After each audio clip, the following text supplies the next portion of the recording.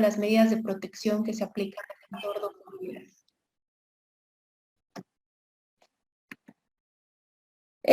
Ustedes han podido revisar seguramente ya toda la documentación que se les ha hecho llegar a través de la plataforma en la cual están llevando este curso.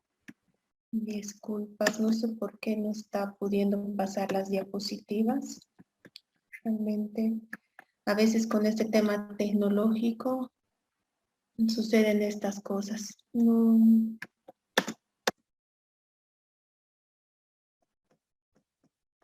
Ya. Y dentro de toda esta documentación que se les ha enviado y justamente para poder entrar ya al análisis de cuáles son estas medidas de protección que se pueden aplicar en un entorno familiar, primeramente pues toca conocer un poco respecto al derecho fundamental que se garantiza a través de estas medidas de protección, que justamente entre los más importantes está el derecho a la familia. Para poder tocar realmente lo que significa el derecho a la familia, se debe considerar que existen principios que han sido declarados por la No se Convención. piden micrófonos ni videos, ¿no? Hola, hola. Disculpen, ¿hay alguien que dice que no se escucha? Apago mi cámara, no sé si se me escucha ahora, por favor. Hola, hola. Sí, Ya, disculpas, ya. Voy a mantener entonces la cámara apagada. Si es que alguien tiene dificultad, hacerlo saber, por favor, porque es importante, ¿no? Que se conozca ello. Sin embargo, ya ahora que ha apagado la cámara, tal vez ya no va a haber esa dificultad. Sí, creo Entonces, que para todo está bien. Y recomendar también a los participantes, por favor, tengan cuidado de apagar sus micrófonos mientras la doctora expone. Gracias. es importante, les decía, que se consideren estos principios que han sido declarados por la Convención de los Derechos de los Niños, entre ellos, por ejemplo, el principio de igualdad y no discriminación, que además es un derecho humano que corresponde a cualquier individuo. Y ello considerando que todos los niños, niñas y adolescentes pues tienen en igualdad de condiciones y sin discriminación el derecho a vivir en una familia. Entonces es importante que nosotros como actores del sistema de protección y que trabajamos justamente con la niñez y adolescencia podamos tomar en cuenta este principio a efectos de no hacer ninguna discriminación o al respecto a los niños que se encuentran pues en esta situación de vulnerabilidad al encontrarse alejados de su familia de origen, ya sea en una institución o en una modalidad alternativa de cuidado. Otro principio que es importante a considerar y que seguramente ya lo han ido viendo también en los anteriores módulos, y estoy segura porque he visto que hay realmente profesionales muy idóneos en la materia y que han seguramente tocado este tema, es el principio del interés superior del niño, que está plasmado en la Convención de los Derechos del Niño, está plasmado también en nuestra Constitución Política del Estado, en la Ley 548, en el artículo 12, inciso A.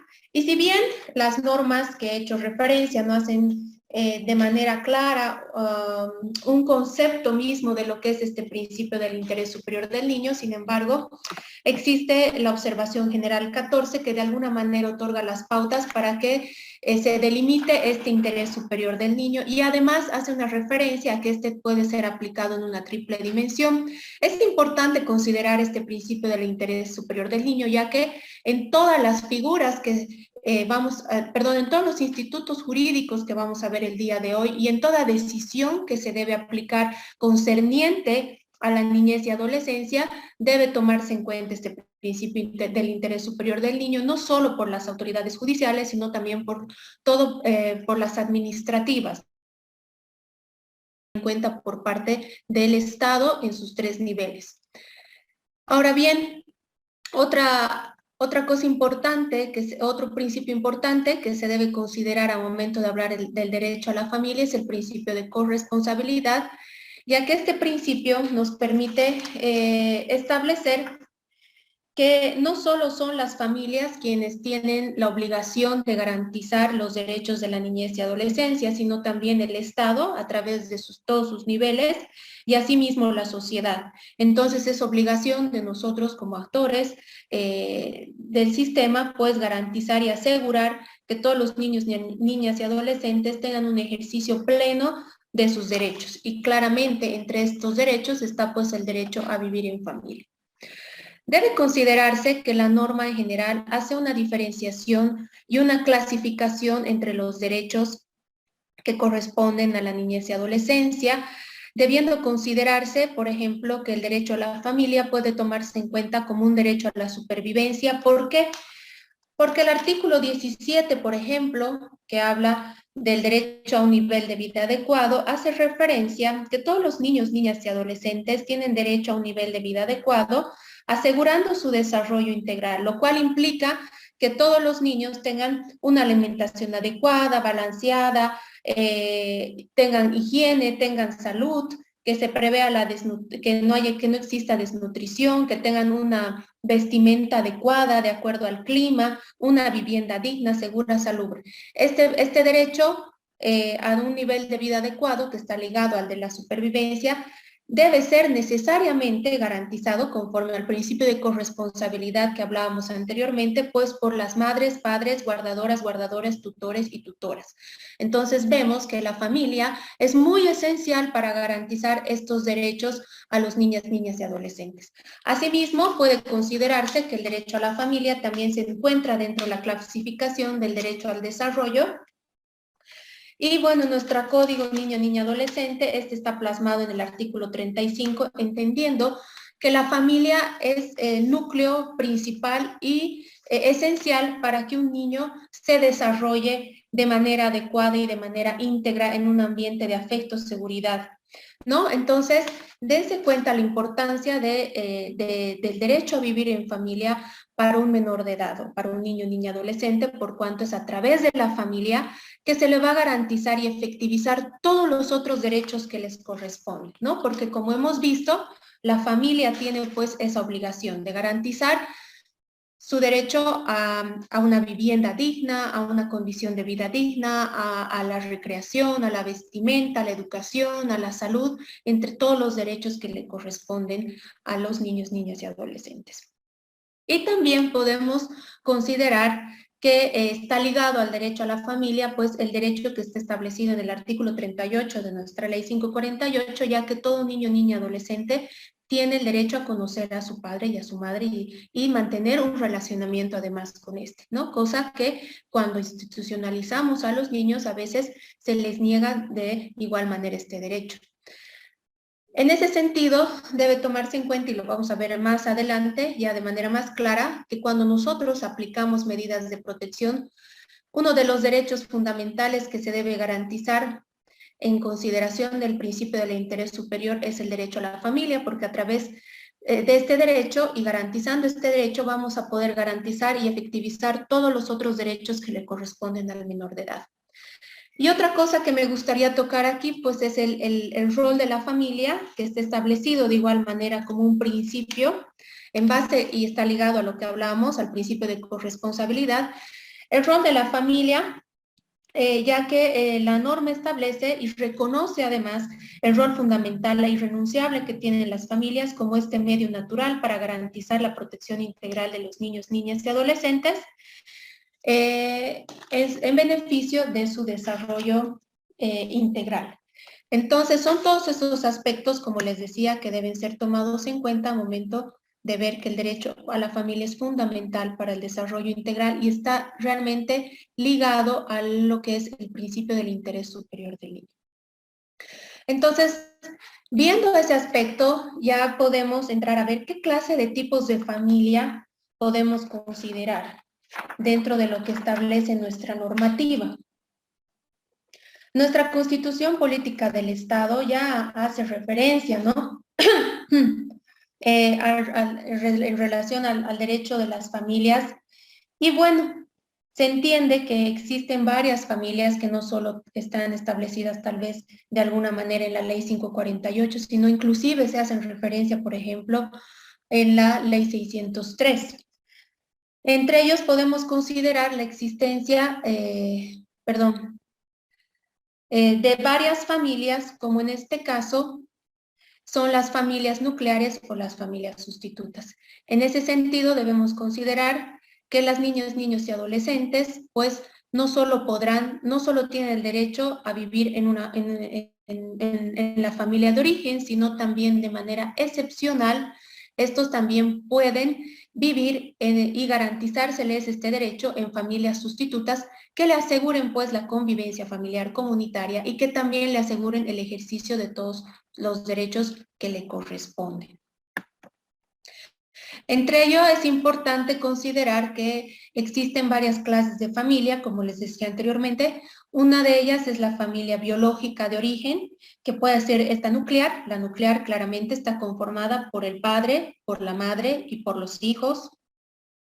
O también la familia extendida, que la conocemos más nosotros tal vez como familia ampliada, que es considerada y está en su conformación por todos los miembros cercanos a los niños, niñas y adolescentes. Entre ellos, por ejemplo, podrían ser los abuelos, los tíos, los primos, ¿no es cierto?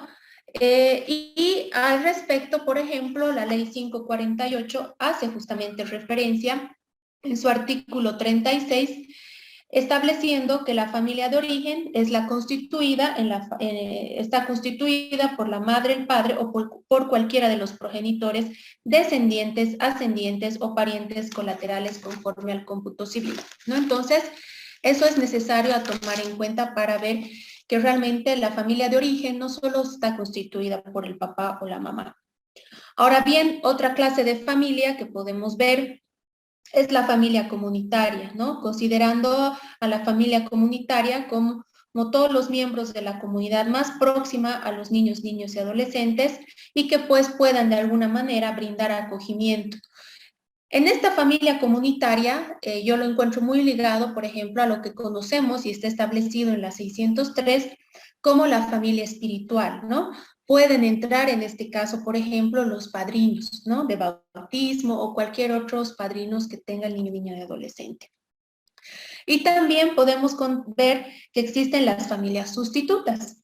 Las familias sustitutas, ya que vamos a ver un poquito más adelante, pues se efectivizan, dice la norma, el artículo 51 y el artículo 52, que hablan referente a las mismas, se efectivizan mediante la guarda legal, la tutela y la adopción. Debemos considerar que no solo la ley 548, como han visto, respecto a lo que al artículo 35, por ejemplo, que seguramente muchas veces han ustedes tocado, dice, ¿no?, que el niño tiene el derecho a vivir en familia y desarrollarse y educarse en un ambiente de afecto en su familia de origen, pero establece también una excepción y dice, cuando no sea posible que el niño, niña o adolescente viva en un entorno familiar dentro de su familia de origen, pues, y cuando esto además sea contrario a su interés superior, se podrá llevar al niño o integrar al niño en una familia sustituta que le asegure también esta convivencia familiar. Entonces, en ese sentido, se conoce que si bien la familia biológica es la principal responsable del cuidado y protección del niño, niña y adolescente, ello no quiere decir que a través de un proceso judicial y considerando el interés superior del niño, de manera excepcional, se pueda llevarlo a vivir en una familia sustituta, garantizando todos los derechos que hemos hablado anteriormente, ¿no? Y siempre y cuando esta familia sustituta, claro, sea idónea y cumpla con todos los requisitos que están establecidos por norma. Entonces, si bien hay esta excepcionalidad, no nos debemos olvidar que por principio de corresponsabilidad y por el rol a la familia que hemos hecho referencia anteriormente, se debe agotar todas las vías para que el niño se le garantice el vivir dentro de su familia de origen, ¿no? Entonces, ahí también entra el principio de corresponsabilidad que hablábamos, ¿no? Y por donde decíamos que es responsabilidad no solo de las familias, sino también de la sociedad y del Estado mismo en garantizar que pues el niño viva dentro de su familia de origen. Y ello que amerita no solo el trabajar con el niño, sino también con las familias, el otorgarles el apoyo necesario que así lo necesiten para que el niño pues pueda vivir dentro de su familia de origen. Así, entonces debe considerarse, por ejemplo, el artículo 5 y el artículo 9 de la Convención sobre los Derechos del Niño, que hacen justamente referencia, por ejemplo, a que los Estados partes deben respetar las responsabilidades, los derechos y los deberes de los padres, ¿no? Y inclusive habla justamente, como víamos anteriormente ahí, de, no solo de los padres, sino también de los miembros de la familia empleada o de la comunidad, estableciendo que solo de manera excepcional, pues, se debe alejar al niño de su entorno familiar. Lo mismo que hace referencia el artículo 9, ¿no? Donde dice que los estados partes velarán porque el niño no sea separado de sus padres contra la voluntad de estos, excepto cuando a revisión judicial se pueda determinar conforme a ley y los procedimientos aplicables que la separación de la familia está yendo en interés superior del niño. Entonces, como vemos, conforme a esta norma, obliga a los estados, obviamente nosotros al ser servidores públicos, y no solo nosotros como servidores públicos, sino también todas las instancias que trabajan, más aún en las que están involucradas, por ejemplo, en el sistema de protección, aplicar todos los programas que se hayan creado y todas las acciones necesarias para garantizar que el niño, niña o adolescente viva dentro de su entorno familiar de origen.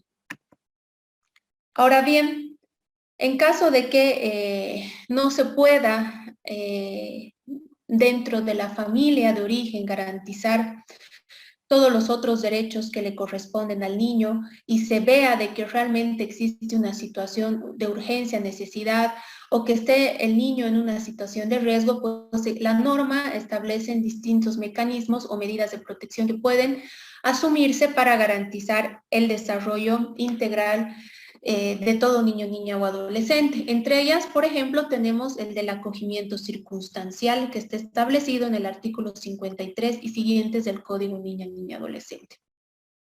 Es importante enfatizar que el acogimiento circunstancial al que hace referencia la norma debe aplicarse, debe aplicarse cumpliendo ciertos requisitos. Entre ellos, por ejemplo, el que sea una medida excepcional y de carácter provisional. Que sea una medida que se aplique en situación de extrema urgencia o necesidad y que además no exista otro medio para la protección inmediata del niño, niña o adolescente. Entonces, tiene que ser muy analizado estos tres requisitos a momento de que se pueda determinar el acogimiento circunstancial de un niño, niña o adolescente.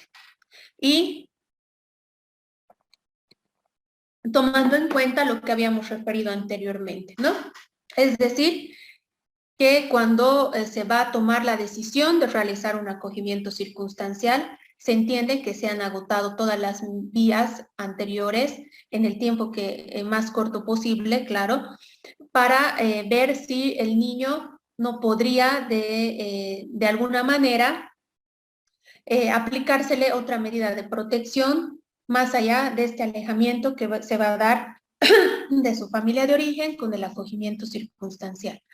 Ahora bien, la norma también establece, porque cuando nos vamos al artículo 54, de que el acogimiento circunstancial no solo se lo realiza en una entidad, sino también establece que puede darse con personas, ¿no? Así es que el parágrafo primero, por ejemplo, cuando habla respecto al acogimiento, establece que las personas o entidades que reciban a un niño están obligadas a comunicar el acogimiento circunstancial a la Defensoría de la Niñez y Adolescencia.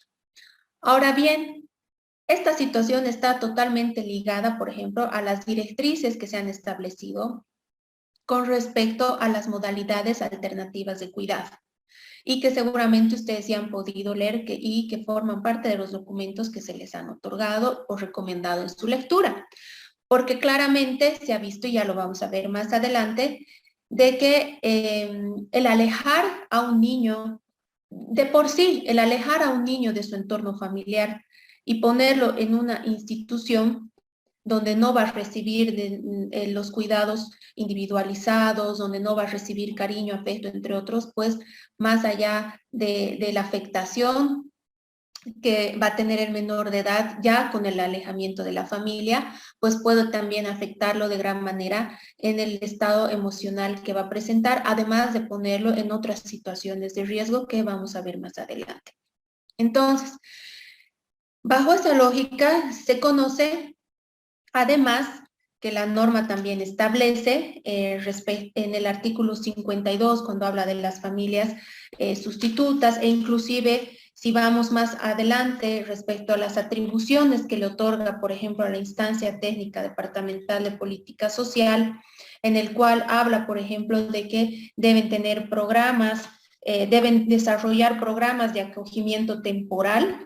Entonces se entiende que claramente el acogimiento circunstancial no solo se puede dar en instituciones, es decir, en centros de acogimiento institucional, sino también se podría dar con familias sustitutas de acogimiento temporal, conforme nos permite el artículo 54, parágrafo primero de la ley 548, más aún cuando el 183 en su inciso C, como les decía, también establece la posibilidad de que existan estos programas de acogimiento temporal.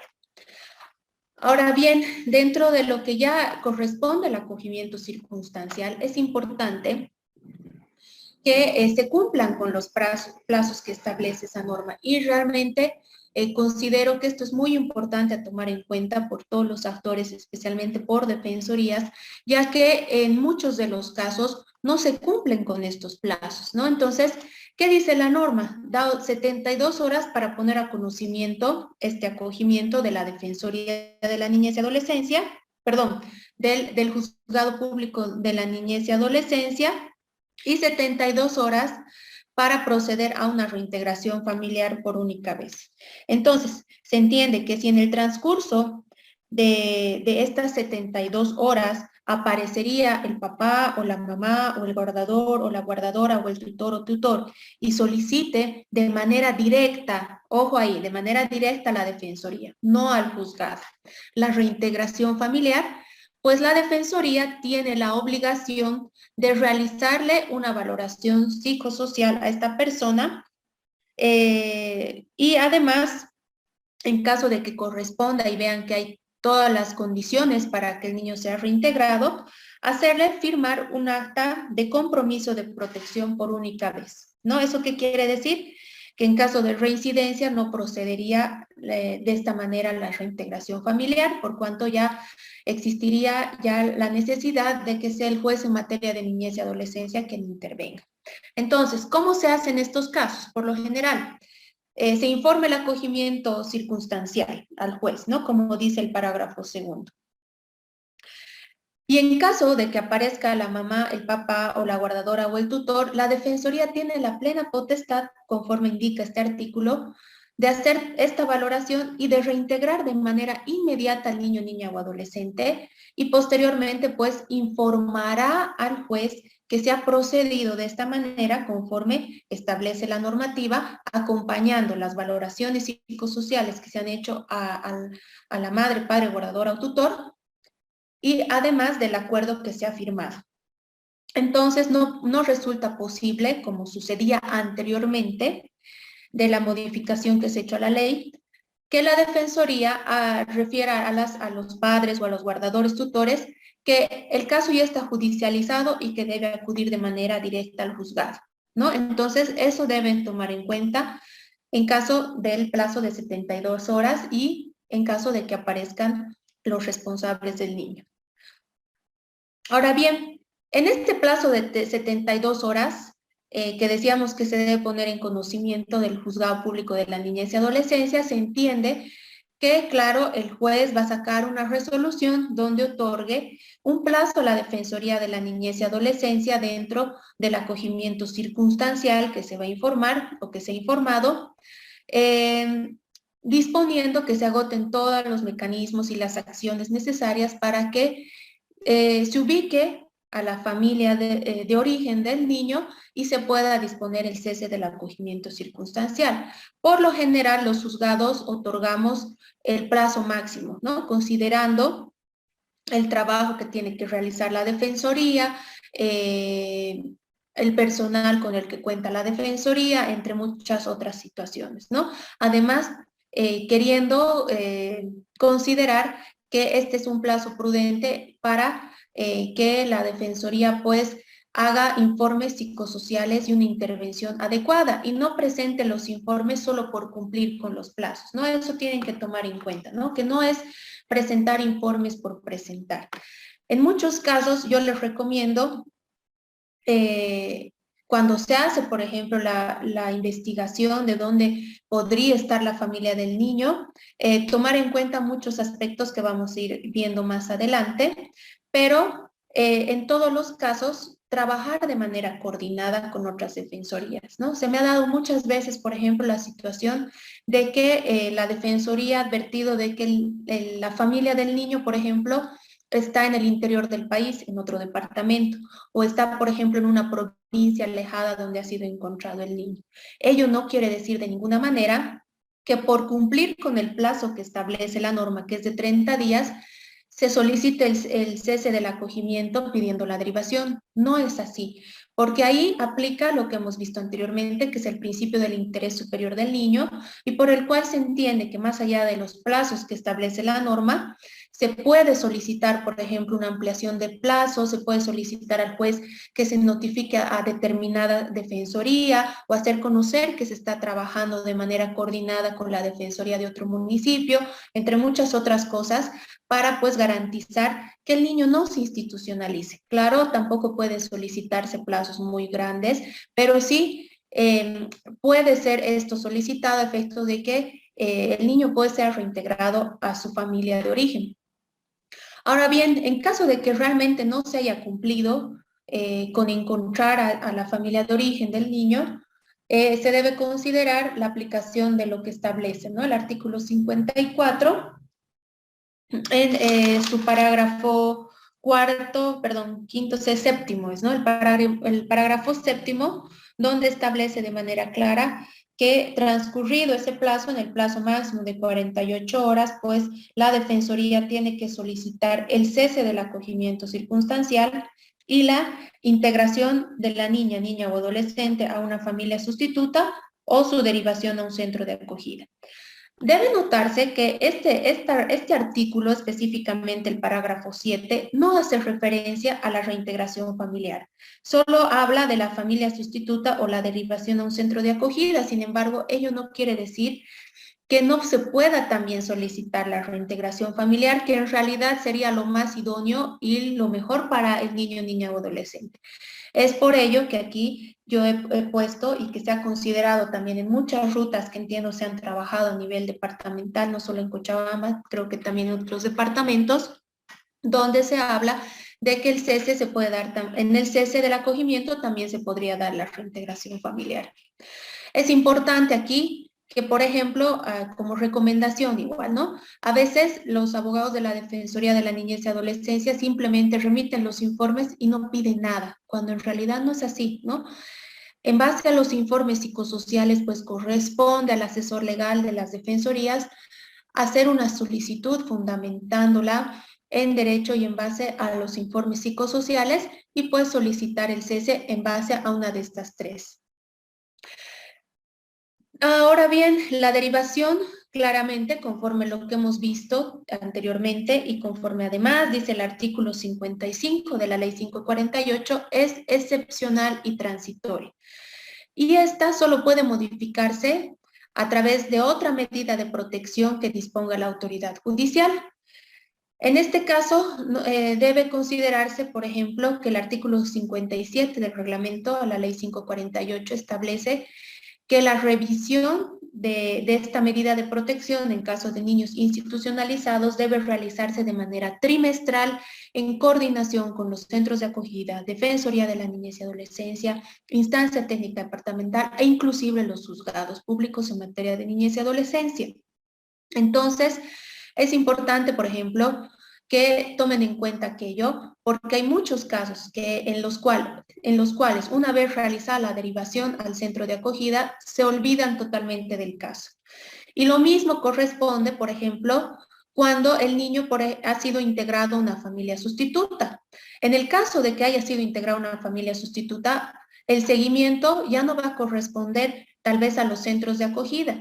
Sin embargo, sí se tiene que hacer un seguimiento que debe ser realizado a través de los equipos interdisciplinarios de las defensorías de la niñez y adolescencia. En todos los casos, por ejemplo, cuando, por lo menos en el distrito de Cochabamba, en los cuales se dispone la derivación o la integración a una familia sustituta, se dispone de igual manera que se realice un plan de desarrollo familiar y un plan de desarrollo individual, que vamos a ver igual un poquito más adelante y que son necesarios pues para trabajar de manera adecuada en miras a una posible reintegración familiar, ya sea con la familia de origen, con la familia comunitaria, como hemos estado viendo, o inclusive tal vez posteriormente a la integración a una familia sustituta de carácter permanente como es la adopción. Como se da a través de la adopción. Entonces, ¿qué efectos ocasiona la institucionalización? ¿Y por qué hablamos de que esta debe ser, como les decía anteriormente, de carácter excepcional y transitorio? Porque realmente la institucionalización de un niño conlleva efectos muy fuertes en el desarrollo integral del menor de edad. Ahora bien, previamente, tal vez a entrar a los efectos mismos, disculpen, me gustaría decir que existen muchas posibilidades en las que nosotros podemos trabajar para poder evitar justamente la institucionalización de los niños. Y si existe esta institucionalización, pues poder modificar esta medida de protección a la brevedad posible. Entre ellos, por ejemplo, que existan equipos interdisciplinarios de la Defensoría de la Niñez y Adolescencia que sean especializados y exclusivos para hacer seguimiento a los casos de acogimientos institucionales. Claro está que esto a veces resulta pues un poco difícil, me dirán la mayoría que trabaja en estas instituciones, pero no es imposible. También resulta necesario que, por ejemplo, se establezcan, como indica la norma, estos programas de familias sustitutas para acogimiento circunstancial como una modalidad alternativa de cuidado, lo cual garantizaría, por ejemplo, que los niños no ingresen en ningún momento a un centro de acogida, inclusive cuando se trata de un acogimiento circunstancial, ¿no?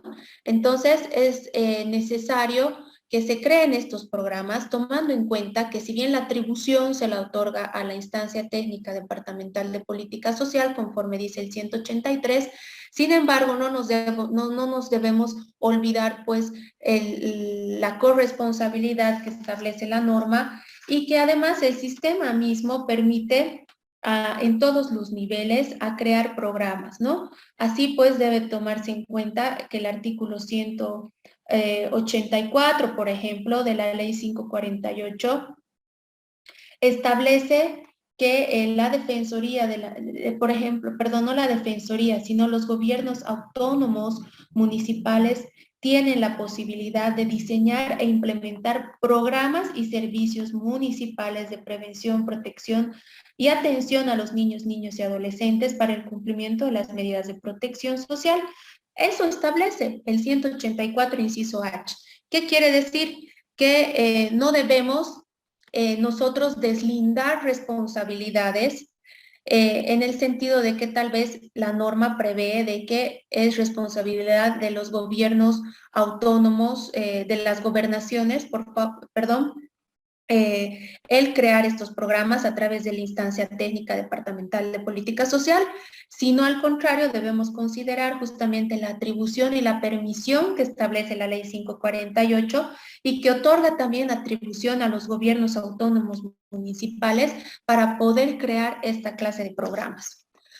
Ahora bien, ¿qué más debería contarse? Se debería contar con centros de acogimiento circunstancial especializados en acogimiento circunstancial, valga la redundancia, y esto permitiría pues que se realice un seguimiento más adecuado y que una vez institucionalizados los niños dentro de un acogimiento circunstancial, se haga un mejor seguimiento por parte de estos equipos y evitando, ¿no?, que al final se llegue a una derivación o una institucionalización por mucho más tiempo. Si no me equivoco, tengo entendido que, por ejemplo, en La Paz, en el departamento de La Paz, existen, ¿no?, estos centros especializados que dependen, en este caso, de los municipios. Si se dan cuenta, ahí volvemos a ver el tema del 184, ¿no? Porque si bien, como les decía anteriormente, la norma establece que son las instancias técnicas de política social, por ejemplo, quienes deben ejecutar estos programas de familias sustitutas, desarrollar programas de acogimiento temporal, entre muchas otras atribuciones que les da al respecto, así como, por ejemplo, el de supervisar estas instituciones de atención. En base a lo que hemos visto anteriormente, permite que las defensorías, los gobiernos municipales, perdón, como en este caso que tengo conocimiento en La Paz, también puedan tener estos centros de acogimientos dependientes del municipio. Sin que ello claro, ¿no? O sea, permita incumplir a lo que dice la norma, ¿no? Igual, por más de que sean dependientes del municipio, también deberán estar supervisados, en este caso, por la instancia técnica, ¿no es cierto?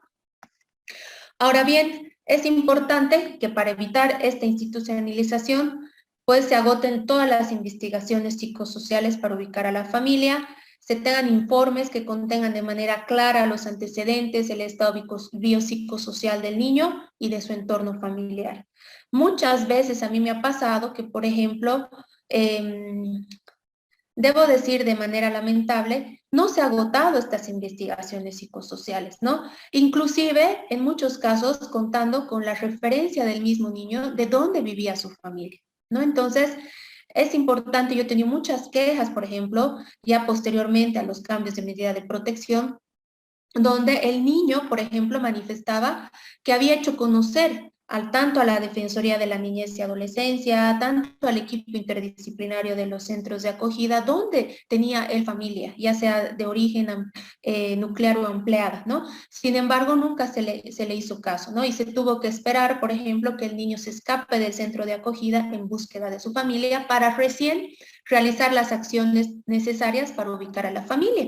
¿Y cómo se ubicó a la familia? Mediante las redes sociales que ahora tenemos que realmente ayudan bastante de esta forma, ¿no? Por ejemplo, en este caso que les digo, se ubicó a la familia a través del Facebook, donde se conoció a una tía que este niño tenía en España. Imagínense, se ha contactado y se ha logrado ubicar primero a la tía que vivía en España y la tía en España ha dado la referencia exacta de dónde se encontraban los padres.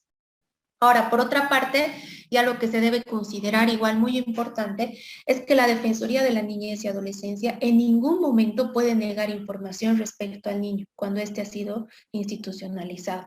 Es decir, si la familia, sea el papá, la mamá, los tíos, familia de origen nuclear o ampliada, se apersonan ante la Defensoría de la Niñez y Adolescencia para solicitar información de un niño que ha sido institucionalizado, de ninguna manera se le puede negar esta información y decirle que acuda con su abogado, que vaya al juzgado, entre muchas otras cosas, porque se estaría vulnerando de alguna manera pues el derecho que tiene este niño a que pueda ser reintegrado a su familia de origen y obviamente a todo lo que hemos hablado, ¿no? Que se pueda trabajar con las familias para lograr esta reintegración familiar de manera adecuada.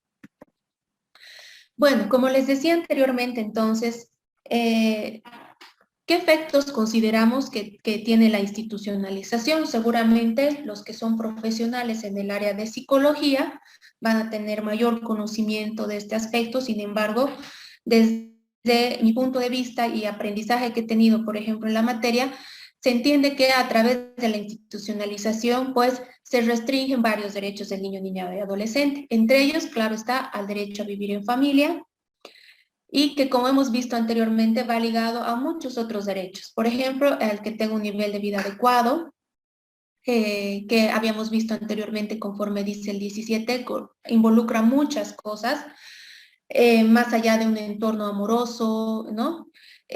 Como refiere el artículo 35, a que tenga relacionamiento con sus padres, con su familia, pero también se afecta a su identidad, a su cultura e inclusive a la protección contra la violencia.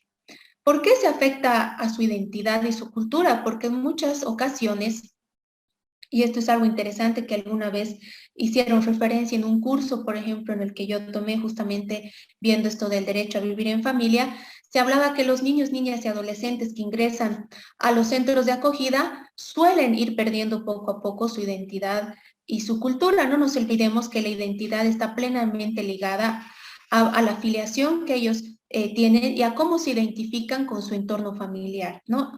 Eh, entonces, por ejemplo, se hablaba, ¿no? En este curso que les digo, que se debe garantizar en último caso, cuando se ve que lo único que se va a garantizar el interés superior del niño es la institucionalización, ver de encontrar centros de acogida, uno, que se encuentren, por ejemplo, cercanos a sus orígenes, al lugar de origen del niño, niña o adolescente, y que cumpla con las, en lo posible, con aspectos que garanticen, pues, lo que hacemos referencia a su identidad y cultura. Porque en muchos casos, por ejemplo, se tenía, ¿no? Como este ejemplo que les decía, de una menor de edad que vestía de pollera, que llegó a un centro de acogida que se encontraba en la ciudad y pues poco a poco fue cambiando su vestimenta, poco a poco fue dejando de hablar el quechua. Entonces, a momento de poder trabajar, por ejemplo, en una reintegración familiar, esto claramente va a dificultar, va a ser dificultoso porque la menor de edad ya no se va a sentir identificada con la vestimenta propia de su lugar de origen, de su familia, con su cultura. Entonces, con el idioma que ella hablaba. Entonces, son muchos aspectos que deben considerarse, por ejemplo, al momento de ver de que realmente la institucionalización no es lo más adecuado para los menores de edad. Y en relación a lo que digo, protección contra la violencia, igual vamos a ver más adelante, pues está establecido que la mayor parte, o sea, de niños que están institucionalizados en algún momento de su vida institucional han sufrido o han sido víctimas de violencia, ya sea violencia física, violencia psicológica o inclusive violencia sexual. Por otra parte, debe tomarse en cuenta que claramente esta institucionalización va a tener impacto negativo en el desarrollo integral del menor de edad, ya que va a afectar a su desarrollo físico, a su desarrollo neuronal, cognitivo. ¿Y por qué? Por la falta de estimulación y atención individualizada. Especialmente cuando hablamos de niños pequeños que se encuentran en la primera infancia, porque se sabe que es en la primera infancia donde pues se debe estimular más al niño y donde existe más el desarrollo neuronal. Entonces, cuando un niño pequeño institucionalizado claramente no va a ser estimulado y no va a tener una atención individualizada y en muchos casos tampoco va a tener una alimentación adecuada, pues va a afectar no solo a su desarrollo físico en el tema nutricional, de crecimiento, sino también al desarrollo neuronal, que claramente en un futuro le va a afectar a largo plazo, inclusive cuando sea adulto, ¿no es cierto? Entonces, sabemos que, por ejemplo, la mayoría de los centros donde están institucionalizados los niños, pues no cuentan con la infraestructura, debe ser muy contado con los dedos de la mano los centros que cuenten con todo este espacio e infraestructura que permita la estimulación adecuada de los niños. Por lo general, no tienen esas características. Yo personalmente que como juez de la niñez y bajo la permisión que además le otorga la ley de ir a hacer inspección a los centros de acogida, he podido advertir, ¿no? Que la mayoría de los centros son centros donde, por ejemplo, no tienen esta estimulación visual, no tienen estimulación auditiva, no tienen atención individualizada, porque claro, es una educadora que está a cargo de una sala, cada sala a veces suele tener entre 10, 15, 20 niños, entonces ustedes deben ponerse a pensar. A veces es difícil con los hijos propios teniendo uno o dos a cargo, imagínense.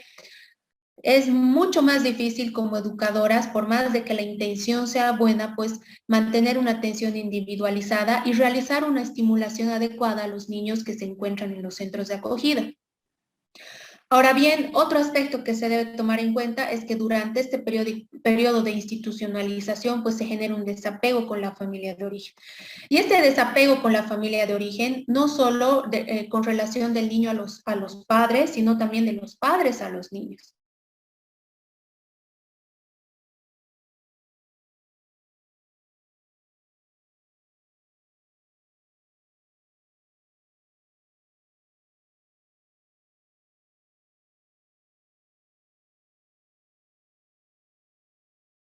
ir generando desinterés para la reintegración familiar porque se les hace muy cómodo que el niño esté institucionalizado, van perdiendo sus lazos afectivos y obviamente desapego con el niño. Y lo propio con el niño, ¿no? Va a costar más, por ejemplo, reintegrar a un niño a su familia de origen cuando el tiempo ha transcurrido más de los 3 meses, ¿no es cierto? Entonces, claramente se debe tomar en cuenta esto, para que no exista pérdida de los lazos afectivos y no se genere un desapego con la familia de origen que dificulte posteriormente la reintegración familiar, es que se debe trabajar de manera inmediata y en un tiempo, en el tiempo más corto posible, a los fines de reintegrar familiarmente al menor de edad. Otra cosa es que claramente se va a afectar a su estabilidad emocional y psicológica. No va a ser,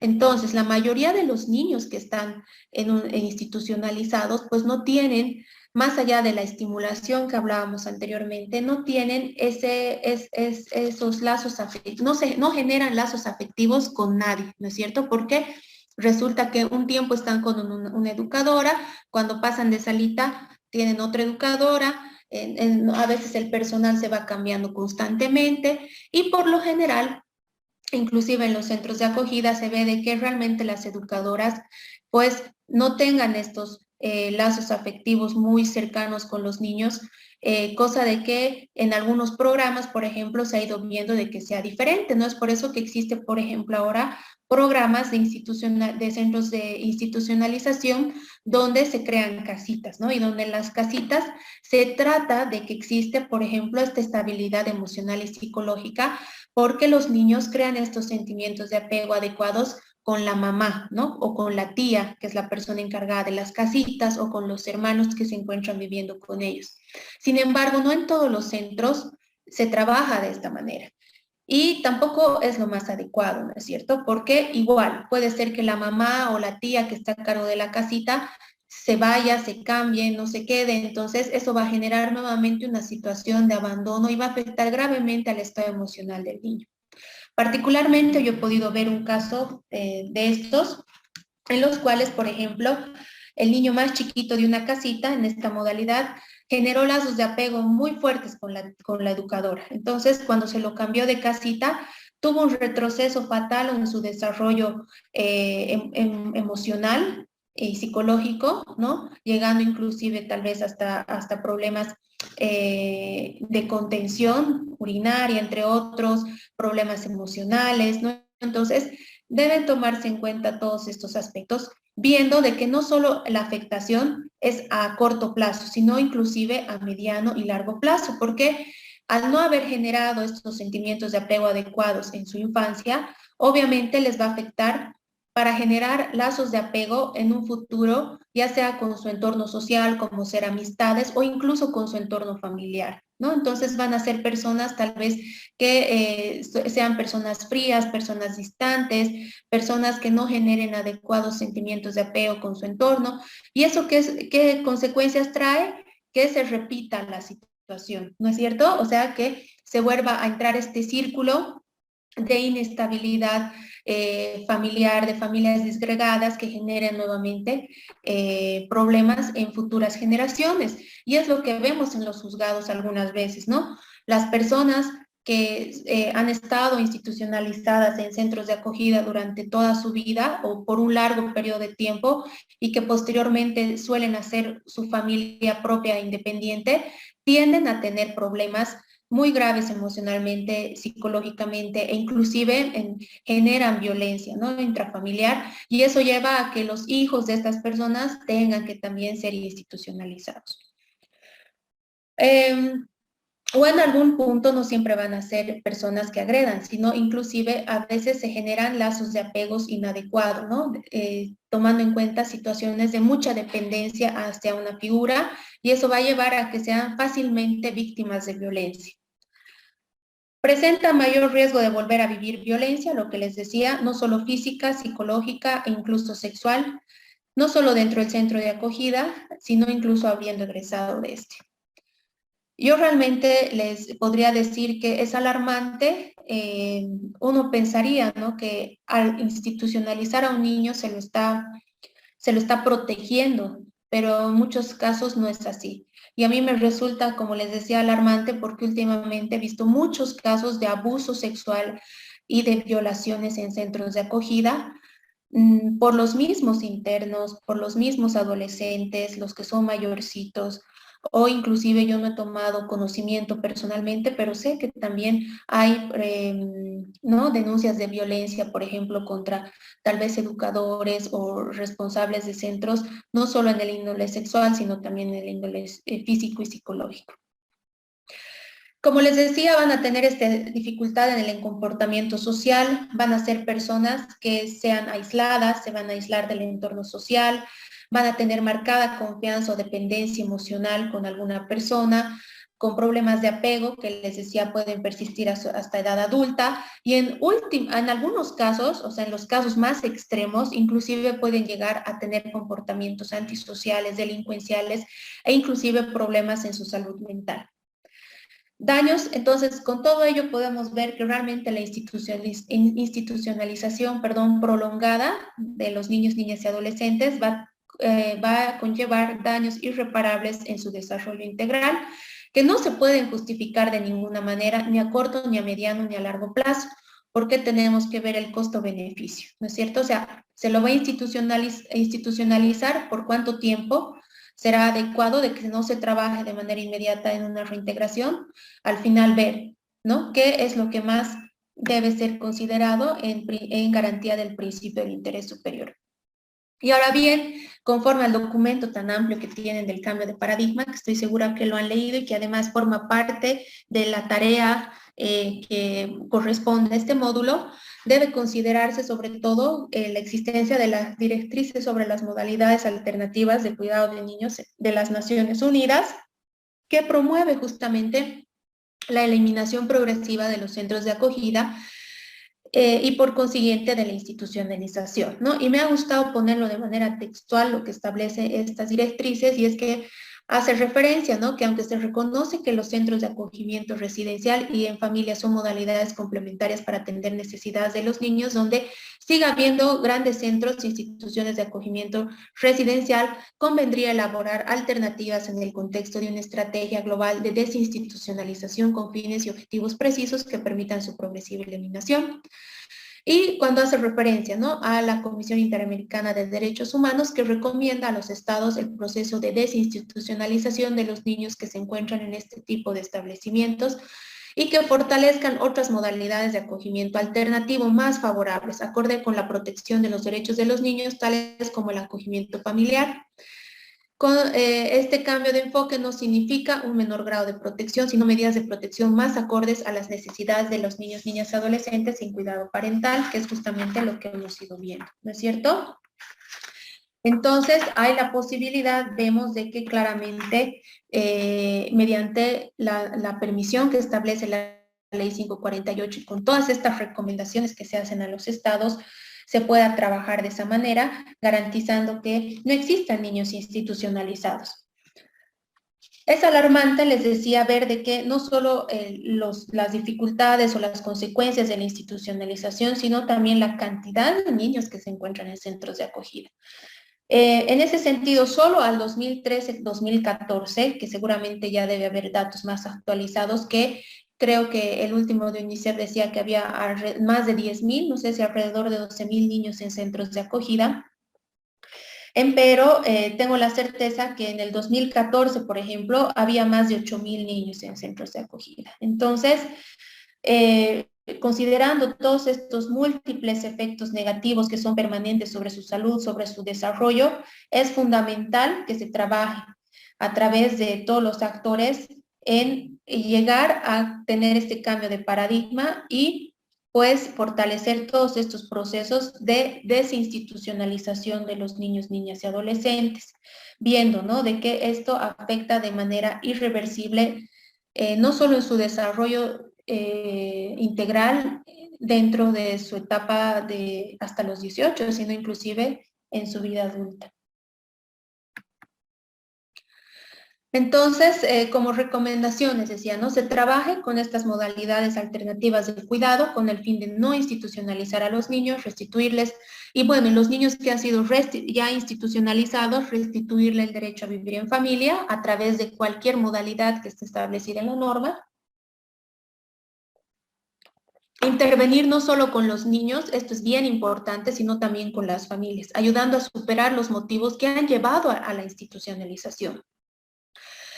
Si bien la norma establece, ¿no es cierto?, que el tema de recursos económicos no debe ser un factor o el factor determinante para alejar a los niños de su familia, en muchos casos es un problema o un elemento más a considerarse y que afecta realmente en el tema de la reintegración familiar, porque a veces sucede que el factor económico, si bien no es el único elemento que se debe considerar, a veces este factor económico conlleva, por ejemplo, a que la mamá que está haciéndose cargo a veces de 3, 4, 5 hijos, pues trabaje todo el día para llevar el sustento a su casa.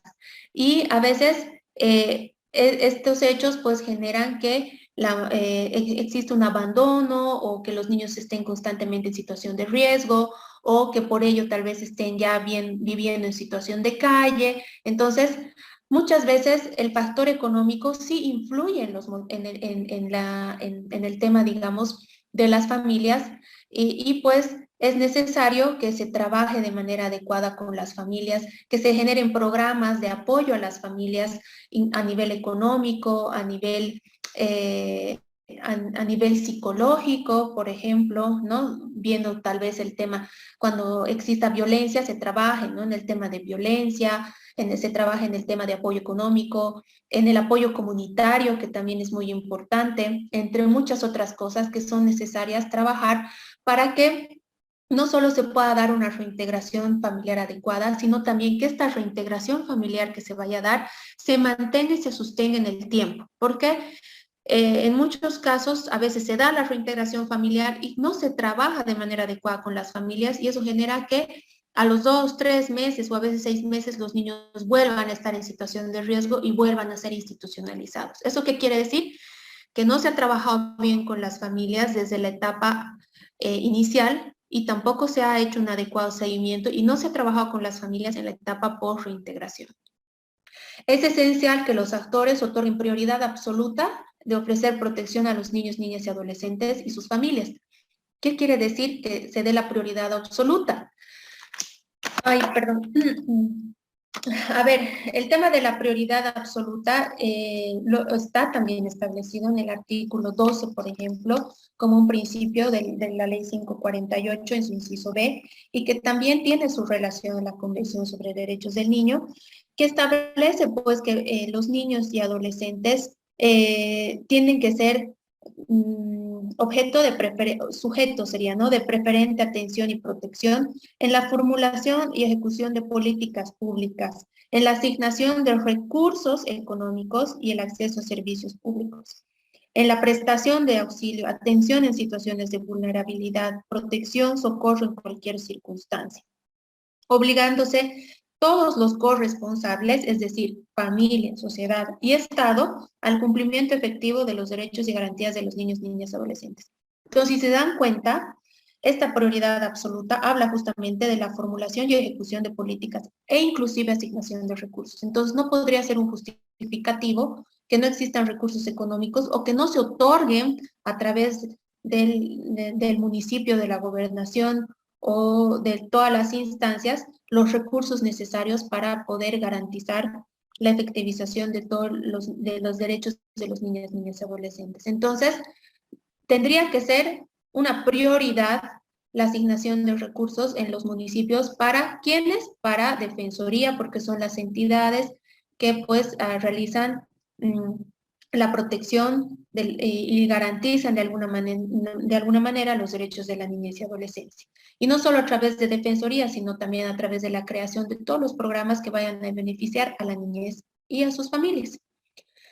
Se debe crear programas, como les decía, en los 3 niveles del Estado, para dar prioridad a grupos vulnerables, es decir, niños, niñas y adolescentes que se encuentren en situación de discapacidad, niños que se encuentren enfermos con algunas enfermedades pueden ser terminales u otras como tal vez el VIH, cáncer, entre otros grupos de hermandades, ¿no?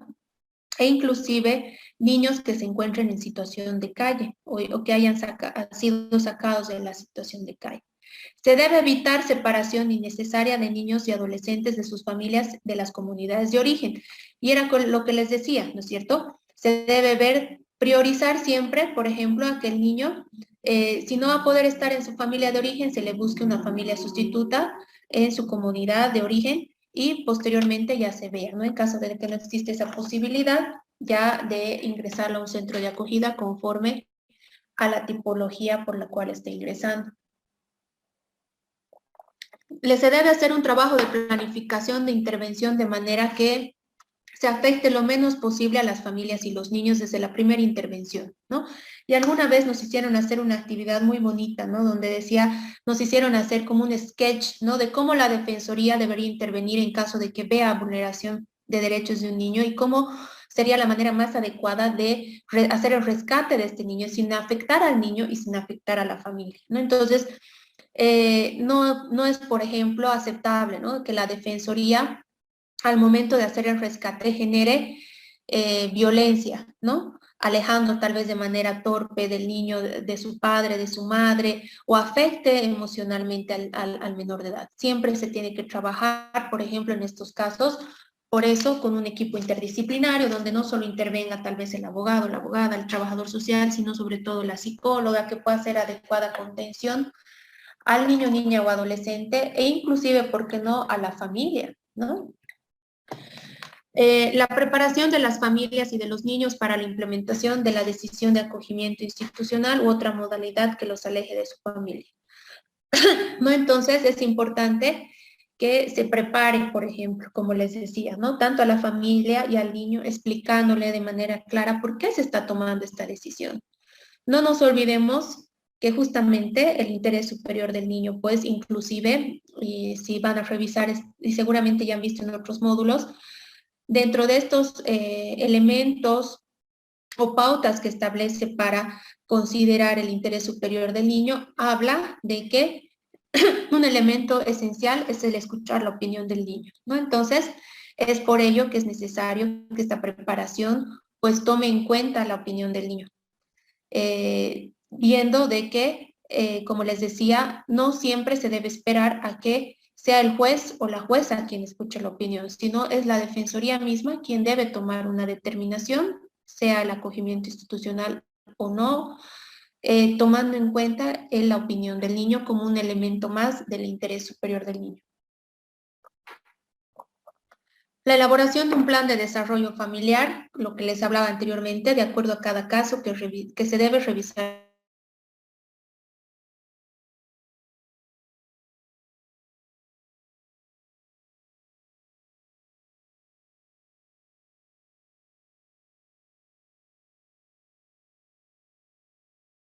Pues me imagino, si es que no se, seguramente ya se lo aplica en varios distritos, pero debe tomar en cuenta distintos aspectos, ¿no? Entre ellos, no solo, por ejemplo, los datos, los antecedentes del niño, los datos generales del niño, sino debe considerar todas las áreas del desarrollo de un menor de edad. Por ejemplo, en este diagnóstico, planificación que debe haber del plan de desarrollo familiar, deberá tomarse en cuenta la situación inicial del niño y los resultados a lograr. ¿Qué metas se desean lograr dentro de esta planificación? ¿Quiénes van a realizar las acciones o actividades a desarrollarse? ¿No? Puede ser en muchos casos que se establezca que va a ser el centro de acogida, que van a ser los padres, que se han apersonado para que se los incluya en este plan de desarrollo. ¿Quiénes van a ser los responsables o facilitadores de que se realicen estas acciones o actividades?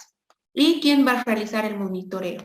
Y claramente dentro de esta planificación se deben tomar en cuenta todos los elementos o derechos que corresponden al niño. Por ejemplo, el tema de relacionamiento con su entorno familiar, el tema de la habitabilidad, por ejemplo, de la vivienda donde va a ir que corresponde a la familia, el tema de la educación, de la formación técnica, cuando corresponda o laboral, el tema de valores, el tema de la economía familiar, el tema de la situación legal del grupo familiar.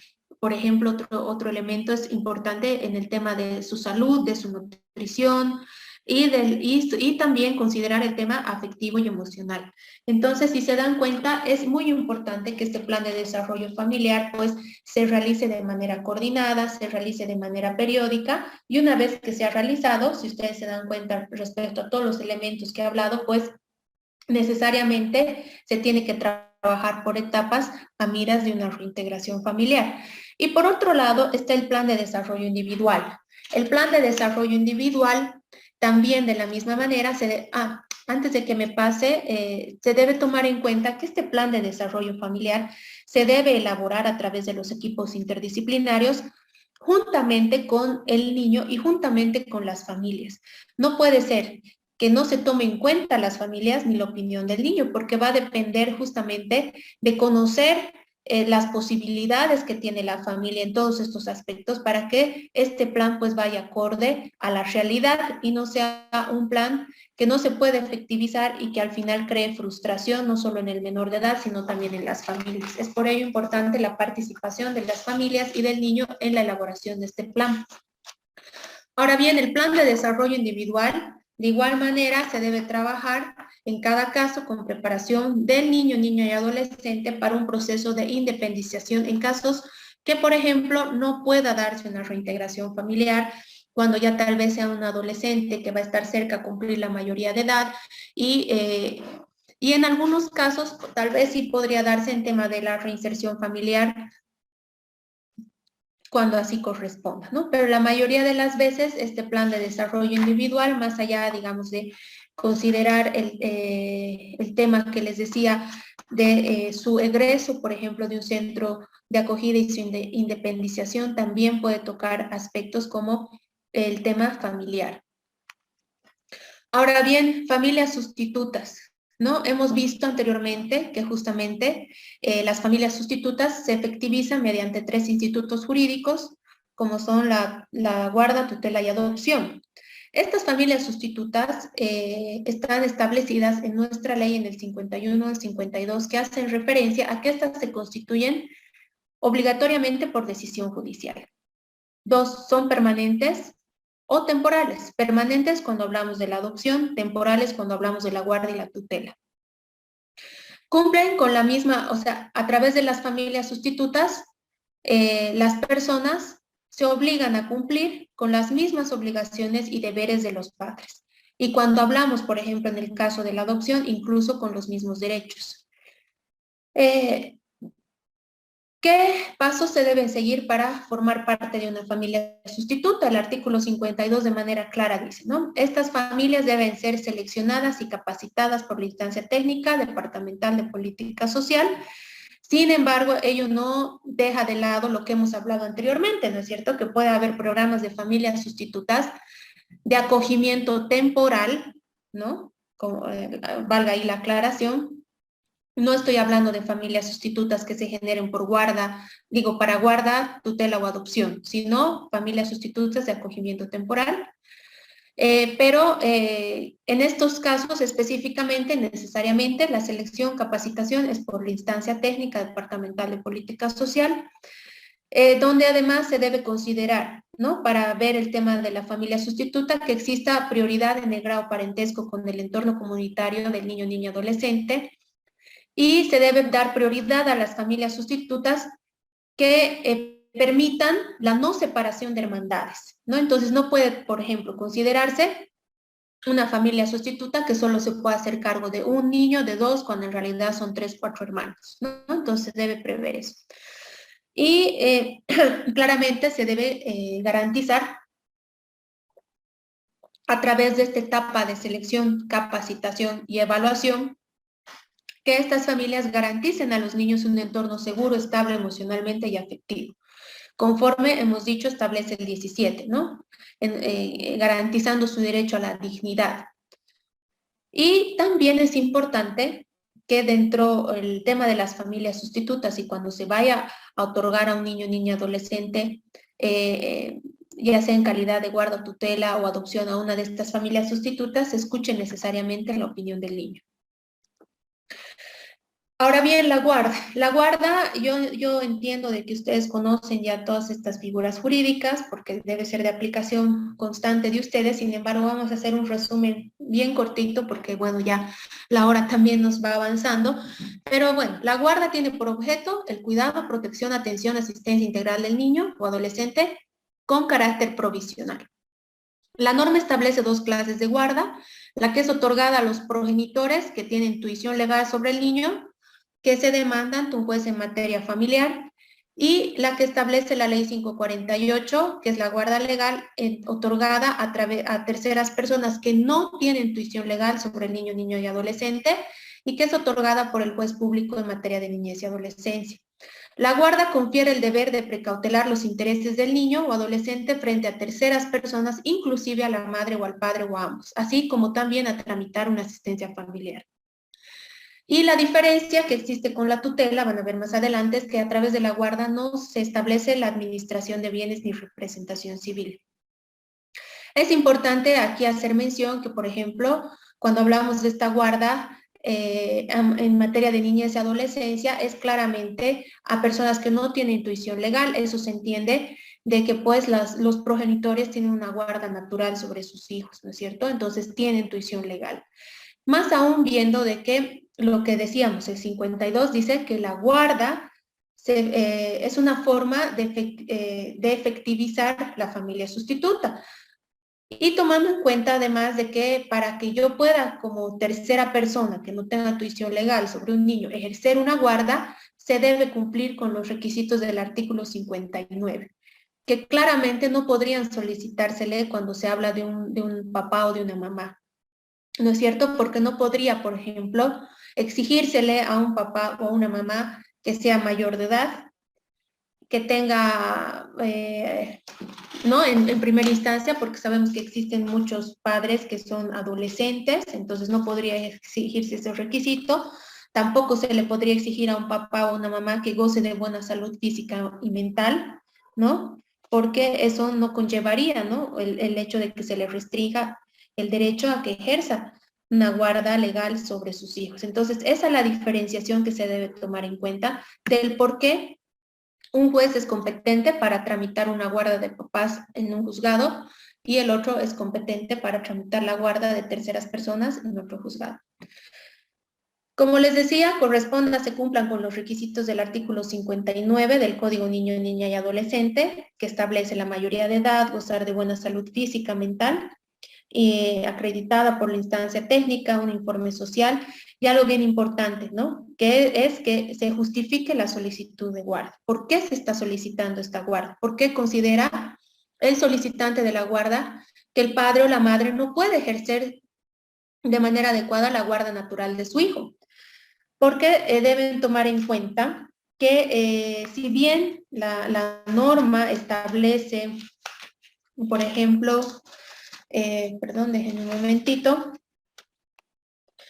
que la guarda, por ejemplo, puede darse cuando el padre o la madre estén suspendidos o extinguidos de su autoridad. No siempre se da en esos casos. A veces el padre o la madre puede tener vigente su autoridad, pero la persona que está solicitando la guarda legal debe justificar en ese sentido por qué considera que él o ella o ellos son más idóneos para ejercer la guarda legal de este niño, niña o adolescente sobre el derecho que tiene el padre o la madre. Entonces, en muchos casos, claro está, cuando el papá no esté suspendido o extinguido de la autoridad, corresponderá que la parte solicitante o demandante, pues, demande a los padres, ¿no es cierto? Entonces, ¿quién puede interponer la guarda? La Defensoría de la Niñez y Adolescencia y cualquier persona que desee.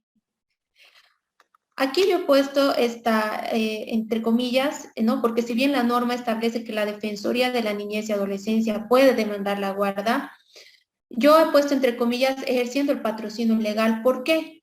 Porque se entiende que la guarda no se otorga a personas jurídicas, solo se otorga a personas naturales que claramente van a cumplir con el artículo 59. Entonces no resultaría lógico, ¿no? Lógico que la Defensoría como institución demande la guarda, ¿no? Entonces, necesariamente la Defensoría sí podrá coadyuvar a que una persona natural que se crea y tenga el interés de solicitar la guarda, pues la demande. La guarda va a estar vigente entre tanto se mantenga la suspensión o extinción de autoridad o las medidas de protección o hasta la mayoría de edad en el caso de menores de edad cuando no se aplique ninguna de las otras figuras. Y es lo que les decía anteriormente, ¿no? No siempre la mamá debe estar suspendida o extinguida de la autoridad. También puede ser que se aplique esta figura cuando la parte solicitante justifique de manera adecuada la medida y pues la autoridad vea por conveniente de otorgarle esta responsabilidad. Algo importante es que la guarda solo se ejerce en territorio nacional, debe ser con seguimiento de defensoría, puede ser revocada de oficio o a solicitud de parte. La tutela, de igual manera, se otorga a una persona mayor de edad, tiene la finalidad de garantizar a los niños sus derechos, prestarles atención integral y representarlos en todos los actos civiles y administración de sus bienes. Esa es la diferencia con relación, por ejemplo, a la guarda que hablábamos, ¿no es cierto? Y la norma establece dos clases de tutela, la ordinaria, que se otorga a personas naturales, y la extraordinaria, que es ejercida por la instancia técnica departamental de política social, en el caso de los niños que están institucionalizados. Y corresponde que para solicitar la tutela, pues también se cumpla, ¿no? Con los requisitos del 69, que son casi los mismos al de la guarda. Ser mayor de edad, gozar de buena salud física mental, no tener sentencia ejecutoria por delitos de violencia contra niños, y uno importante que también es el de ofrecer fianza cuando corresponda. Cuando corresponda se ofrezca fianza, cuando no, las personas que soliciten la misma no estén exentos. ¿Quiénes están exentos? Los abuelos, las abuelas, las hermanas, los hermanos, o quienes hayan sido nombrados en virtud de designación hecha por el último de los progenitores que ejercía la autoridad. Entonces, y también cuando no existan bienes para administrar, ¿no es cierto? Entonces, esa es la diferenciación que podría yo decirles respecto a la diferencia entre la guarda y tutela. En muchas ocasiones, por ejemplo, la Defensoría debe tomar en cuenta que a veces existen demandas de guarda que tienen la finalidad a veces de, por ejemplo, representar civilmente al menor de edad o a veces cobrar rentas de la AFP que les toca porque son derechohabientes, entre muchas otras cosas, ¿no? Entonces ahí corresponderá orientar a las partes y hacerles ver de que no corresponde una guarda legal, sino una tutela. Y ahora, ¿cuándo se da la tutela? ¿No? O sea, ¿en qué casos se puede demandar la tutela? Al fallecimiento de la madre, del padre, cuando exista la suspensión total o la extinción de la autoridad. Cuando hay una declaración de interdicción de la madre-padre o un desconocimiento de la filiación. Se debe ofrecer una fianza, como habíamos visto, cuando la persona no esté exenta, y necesariamente al momento de demandar la tutela se debe acompañar un plan de ejercicio de tutela, además de cumplir con todos los requisitos previstos en el artículo 209 en lo que corresponde. ¿Por qué se debe acompañar este plan de ejercicio de tutela que está establecido en el 241? ¿Por qué? Porque es necesario que el juez pueda ver de qué manera el tutor va a poder no solo ejercer la tutela en sí, sino hacer la administración de las rentas, de los bienes y de todo lo que le corresponda al menor de edad, ya que mediante este plan de ejercicio de tutela se va a poder garantizar que el tutor haga un adecuado uso de los bienes que le correspondan al menor de edad, ¿no es cierto? O sea, que no va a malgastar el dinero, no lo va a usar en otras cosas que no le correspondan al menor de edad. Entonces, permite de alguna manera este plan de ejercicio de tutela, que no solo se lo presenta a momento de la demanda, sino también se lo presenta de manera anual, una vez que ya se cuenta con una sentencia, permite hacer un seguimiento adecuado de que realmente el tutor está ejerciendo de manera adecuada el cargo. Ahora bien, considerando lo que les he dicho anteriormente, es decir, en qué casos se puede demandar la tutela, en qué casos procede la tutela, ustedes pueden ver que, por ejemplo, en los casos en los que procedía a la tutela era cuando pues no existe de alguna manera autoridad de los papás, ¿no? O sea, están fallecidos o están extinguidos o están suspendidos o están declarados interdictos o se desconoce. Entonces, en ese sentido, el procedimiento establecido que la tutela no es un proceso contencioso, es decir, no existe la posibilidad de demandar a alguna persona, ¿no? A diferencia de la guarda, que hemos visto que sí permitía, ¿no es cierto? En algunos casos. Sin embargo, de aquello, en algunos casos, ya en la tramitación misma de los procesos de tutela, se ha visto la necesidad de pues hacer conocer esta demanda de tutela a personas que ya sea la Defensoría de la Niñez y Adolescencia o la autoridad judicial, en base a los hechos que se hacen conocer a la demanda, podrían también ejercer de manera idónea la tutela para el cuidado del menor de edad. Les doy un ejemplo. Como les he dicho, la tutela no es un proceso contencioso y puede ser demandado por cualquier persona, no necesariamente un familiar. Alguna vez me ha tocado a mí una demanda de tutela que me la planteaba la persona que cuidaba al niño, ¿no es cierto? O sea, ella tenía un lazo afectivo muy fuerte con este menor de edad.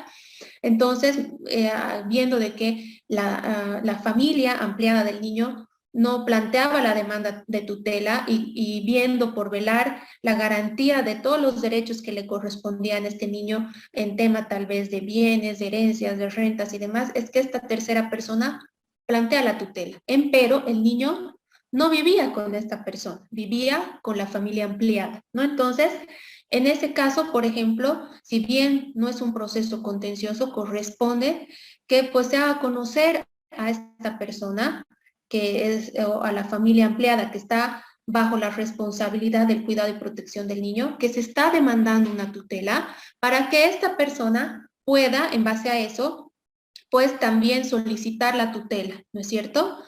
Hoy ahí se verá tal vez el desinterés de la persona de hacerse cargo y sin embargo es necesario que se ponga conocimiento de las personas que conozcamos podrían ejercer de igual manera o de mejor manera el cuidado de protección del menor.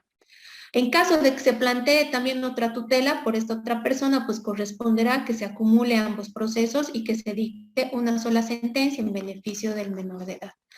Admitida la demanda de tutela, se tiene que disponer la elaboración de un inventario cuando corresponda, es decir, cuando haya bienes muebles, por parte de del secretario y de la Defensoría. Y también se dispone la notificación a la Defensoría para su pronunciamiento. Ahora, es muy importante aquí la participación de la Defensoría, porque la Defensoría pues tiene que ir a revisar todos los antecedentes del proceso y ver la pertinencia, por ejemplo, de hacer una intervención que a través, y se pronuncie no solo para ver realmente que exista compatibilidad del tutor, porque la norma establece, por ejemplo, en el artículo 71, cuando existe la incompatibilidad de la tutela, por ejemplo. Sin embargo, también la Defensoría tiene la obligación de hacer conocer si está de acuerdo con todos los antecedentes que hace referencia a la parte demandante o si considera necesario la intervención del equipo interdisciplinario para que se elaboren informes informes o valoraciones psicosociales.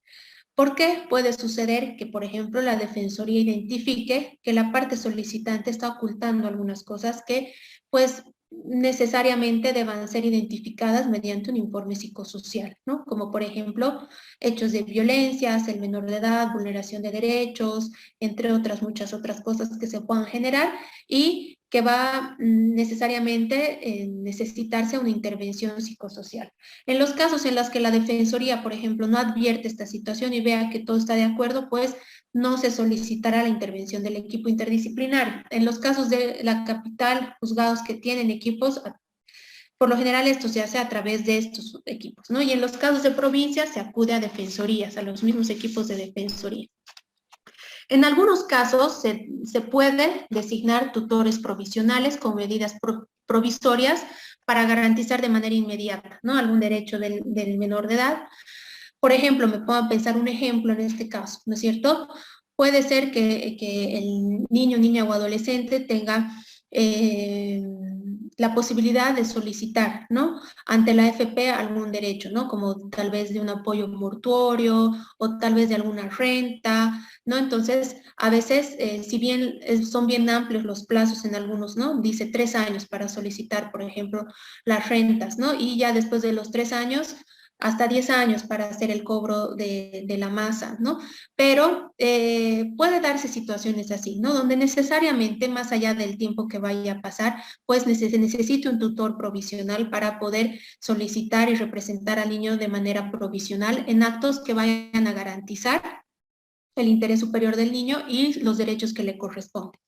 Ahora bien, una vez admitida la demanda y dispuesto todos estos hechos, se tiene que señalar audiencia dentro de los 10 días en caso de ser viable la tutela, y en caso de no ser viable, el juez pues dará por concluido y determinará que no resulta viable la tutela, declarando improbada la demanda, obviamente, perdón, no improbada, rechazando la demanda, y esto puede ser apelable. En audiencia se conocerán los antecedentes de la causa, se ratificará el plan de ejercicio de tutela, se escuchará la opinión del niño, niña, adolescente y de la defensoría.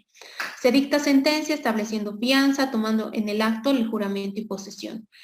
En algunos casos, cuando corresponda, la norma establece que también se puede establecer una remuneración al tutor, que debe ser necesariamente fijado por el juez y que no debe ser inferior al 5% de los ingresos que se tengan del menor de edad o de las rentas que se produzcan por los bienes sujetos a administración, y tampoco puede exceder el 10%, ¿no? Eso establece, por ejemplo, el artículo 73.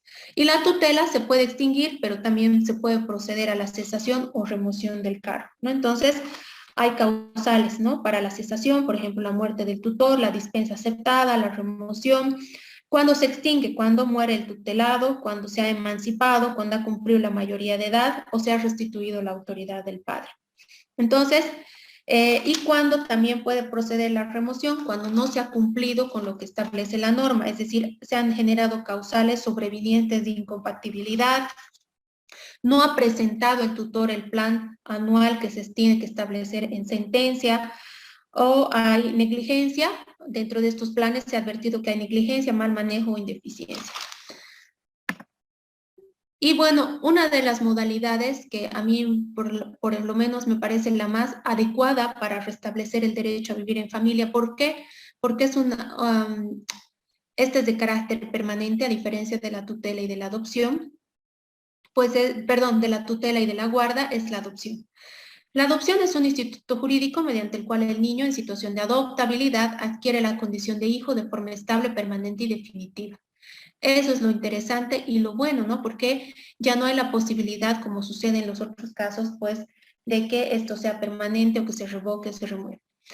Los hijos adoptados tienen igual de condición que los hijos biológicos, la adopción no es revocable y necesariamente debe cumplirse para poder demandar la adopción con los requisitos que establece el artículo 85 y 86, tanto para los solicitantes como para el niño, niña o adolescente. La adopción es una figura que solo puede darse por orden judicial, es un proceso reservado solo a las partes. Sin embargo, se obliga a conocer al adoptado de su condición, y bueno, pues en algún momento se podrá, tal vez, si bien es reservado, mediante orden expresa, ¿no? En algunos casos sí se permite, ¿no? Poder a personas que son externas a la adopción, pues tener conocimiento de estos hechos, pero hay que tener en cuenta que solo es en casos excepcionales que establecen la norma, ¿no?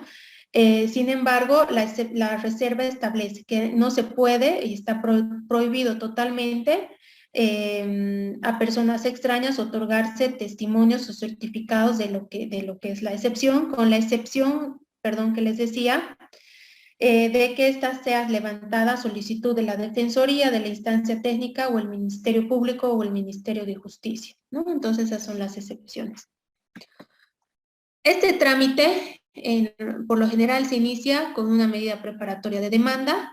Una vez que se ha concluido la medida preparatoria de demanda, que debe ser concluida en un plazo máximo de 10 días, con la presentación de todos los informes biopsicosociales y el certificado de idoneidad por parte de la instancia técnica, pues la parte también tiene otros 10 días para poder demandar ya la adopción nacional conforme establece el 250 bis.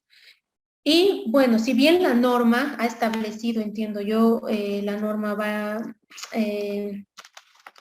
siempre buscar, ¿no?, el beneficio de los menores de edad y ver de que todos los trámites sean muy rápidos para otorgar este derecho a vivir en familia, debe tomarse en cuenta pues la dificultad que existe actualmente a que se pueda cumplir de manera expresa como establece el 251 con la admisión de la demanda, identificación y asignación del niño en un solo acto. Es en ese sentido que, por ejemplo, en Cochabamba, a través de la Mesa Interinstitucional por el Derecho a Vivir en Familia, se ha podido establecer una ruta que permite dar lineamientos para que los actores, en este caso más que todos los jueces en materia de niñez y adolescencia, pues apliquen de alguna manera, sin vulnerar derechos de los niños y adolescentes, esta norma. Por ello es que se realiza la búsqueda previamente, o sea, se sube la causa al sistema, se realiza la búsqueda, y en caso de encontrar a un niño se lo preasigna y se admite recién la demanda, se lo asigna judicialmente y se señala día y hora para hacer conocer los antecedentes del niño, ya que puede haber una aceptación o rechazo. Se dispone de visitas en el centro de acogida en caso de que hayan aceptado, con seguimiento por parte del equipo interdisciplinario. De ser positivo, se otorga una guarda provisional del niño por un periodo no mayor a un mes. Y a la conclusión de esta etapa, en caso de ser positivos, pues también se señala audiencia para dictar sentencia.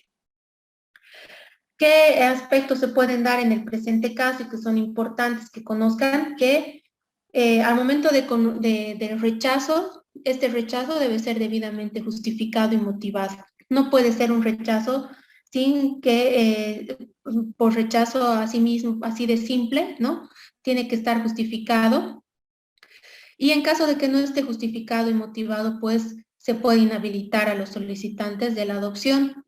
Y en caso de que hagan el rechazo debidamente justificado, pues entran a una lista de espera para que posteriormente pueda buscarse en el sistema otro niño de acuerdo a las características del certificado de idoneidad, ¿no? Entonces, es importante, ¿no?, que se conozca estas cosas. A la conclusión de la etapa y con el señalamiento de audiencia, necesariamente se debe disponer la notificación al CERESI, incluyendo todos los datos necesarios para su adecuado registro, ¿no? Como son no solo la cancelación de la partida de nacimiento anterior, sino también la inscripción de la nueva partida conforme los datos que correspondan y con los nombres de los solicitantes. En el caso de que sea una persona soltera, pues se le pondrán nombres convencionales, de ella sea del papá o de la mamá, ¿no es cierto?